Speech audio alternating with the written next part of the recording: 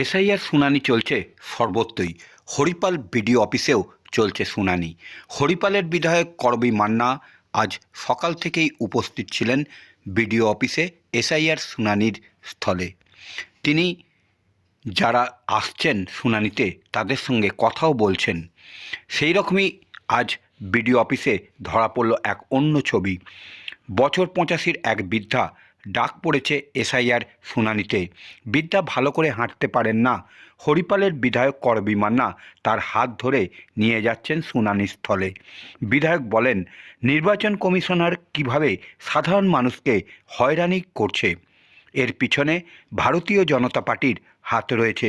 বাংলার মানুষ সবাই জানে আগামী 2026-এ ভোট, তার জন্য মানুষকে বিভ্রান্ত করছে। এখন 85 বছর বয়সে এসে প্রমাণ দিতে হচ্ছে ওই বৃদ্ধাকে তিনি ভারতের নাগরিক কিনা।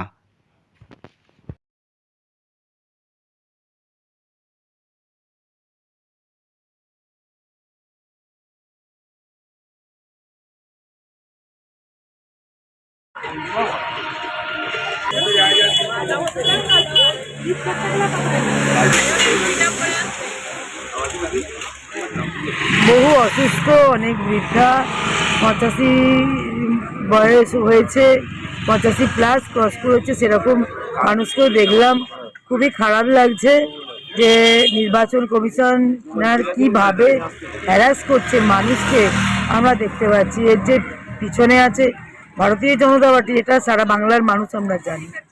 আর এরা সামনে 2026-এ ভোট বলে মানুষকে এত বিব্রত করছে যেটা কল্পনার বাইরে। খুবই খারাপ লাগছে যে এত অসুস্থ, এত বৃদ্ধ মানুষ। আমি বসে আছি হরিপাল বিডিও অফিসের সামনে, সকাল থেকে আমাদের ক্যাম্প চলছে, দেখতে পাচ্ছেন আমরা সবাই আছি এখানে।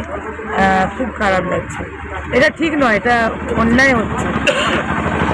তাদের এখন প্রমাণ করতে হচ্ছে, 85 বছর 1 মাস 2 মাস যাদের বয়স, তাদের এখন প্রমাণ দিতে হচ্ছে যে আমরা ভারতবর্ষের মানুষ কিনা। তারা তো বলছে আমরা তো এখানেই জন্ম, এখানেই আমরা থাকি, অথচ আমাদেরকে এরকম চিঠি পাঠাচ্ছে। ঠিক আছে।